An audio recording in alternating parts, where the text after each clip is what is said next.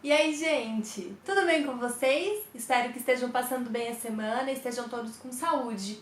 Bom, a gente vai conversar hoje um pouquinho sobre o sangue. Pois é, a gente falou tanto em sangue nas últimas aulas, porque o coração impulsiona o sangue, porque o sangue passa pelos vasos sanguíneos, e agora ficou faltando a gente falar de fato sobre o sangue.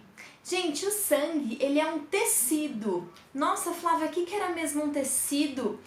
Um tecido é um conjunto de células que desempenham uma determinada função porque elas têm características semelhantes. Lembra disso?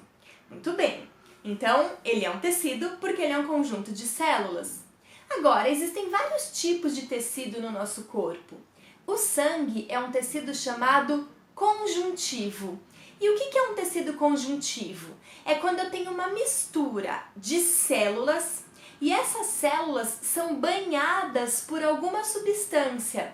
Elas ficam inseridas em alguma substância, como se você pegasse de repente um copo com água e colocasse dentro desse copo várias bolinhas coloridas.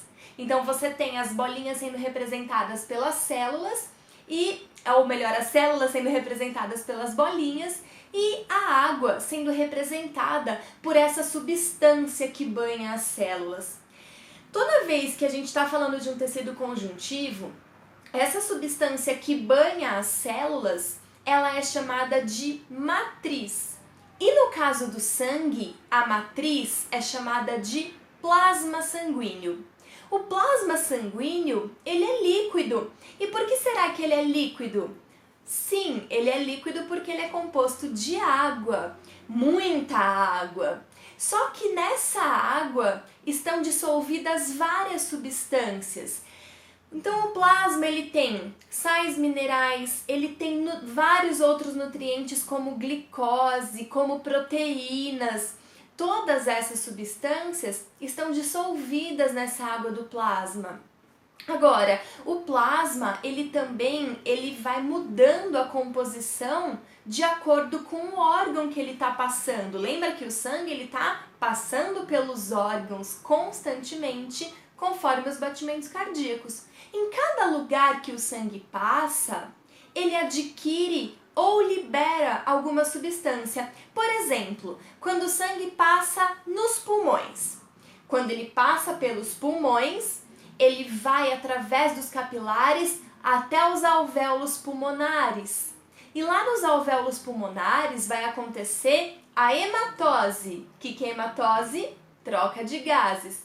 Então o plasma sanguíneo, ele vai adquirir, ele vai absorver oxigênio e vai liberar gás carbônico. Então a composição dele vai ficar diferente. Ele estava com gás carbônico antes, mas ele deixou o gás carbônico lá no alvéolo.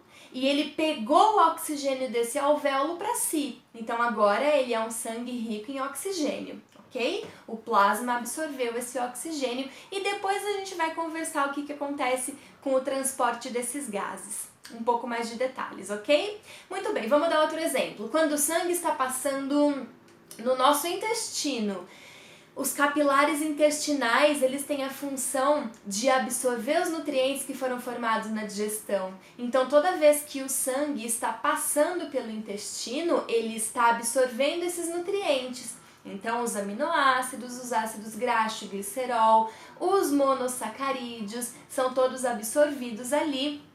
Então, esse plasma agora vai ficar rico em nutrientes. Tem mais um exemplo, a gente vai ver isso com mais calma nos próximos assuntos, mas só para dar uma introdução aí para vocês. Quando o sangue passa nos rins, o que vai acontecer? O rim ele tem a função de filtrar o sangue, purificar o sangue. Nossa, Flávia, mas no nosso sangue tem substâncias ruins, impuras? Tem substância tóxica no nosso sangue. O metabolismo de algumas proteínas faz o nosso corpo produzir uma substância chamada ureia. Eu vou explicar para vocês quando a gente falar sobre sistema excretor. Por enquanto, só aguarda essa informação, ok? Então, a ureia ela precisa ser eliminada do nosso organismo. E quando o sangue passa pelos rins, os rins retiram essa ureia do plasma sanguíneo. Olha só o plasma sanguíneo mudando a sua composição de novo, né? Toda vez que a gente toma um remédio, por exemplo, o nosso fígado metaboliza esse remédio E parte desse remédio o nosso corpo utiliza, são os princípios ativos. Agora, existem compostos que fazem parte do comprimido ou seja lá do que a gente estiver tomando, que não são utilizados. Eu vou chamar eles genericamente de metabólitos, ok? Então, esse plasma sanguíneo, ele vai ficar rico em metabólitos que estão sendo eliminados pelos rins. Tudo bem, gente? Ficou claro até aqui? Então, para resumir, o plasma sanguíneo ele é líquido, porque ele é composto basicamente de água. 90% da constituição do plasma sanguíneo é água. E nessa água que compõe o plasma, existem uma série de substâncias dissolvidas. Muito bem. O sangue, como eu falei para vocês, é um tecido conjuntivo, então ele é formado por células que são banhadas por uma substância. E as células que formam o sangue, a gente vai deixar para falar delas num próximo momento. Hoje, eu só queria deixar claro para vocês o que é o plasma. Então, para recapitular, plasma é a parte líquida do sangue, composta basicamente de água e com uma série de substâncias dissolvidas. Substâncias essas que são absorvidas ou eliminadas pelo sangue, ok? E vocês já chegaram a pensar onde o sangue é produzido? Onde será, hein? Gente, olha a imagem desse osso aqui, ó. Esse osso é o chamado osso longo. Nós temos vários tipos de ossos no nosso corpo, mas os ossos longos, eles têm uma estrutura interna que possibilita a produção de sangue. Calma que eu vou explicar melhor. Então agora, dá uma olhadinha aqui para o nosso osso, cortadinho. Olha lá no meio dele. Nós temos a medula amarela, nós temos a medula vermelha. A medula amarela, gente, é uma reserva de gordura que tem nos ossos. E a medula vermelha, ela é chamada de tecido hematopoiético. Repete comigo, hematopoiético. O que significa tudo isso? Poiético vem da palavra poiese, que está relacionada com produção.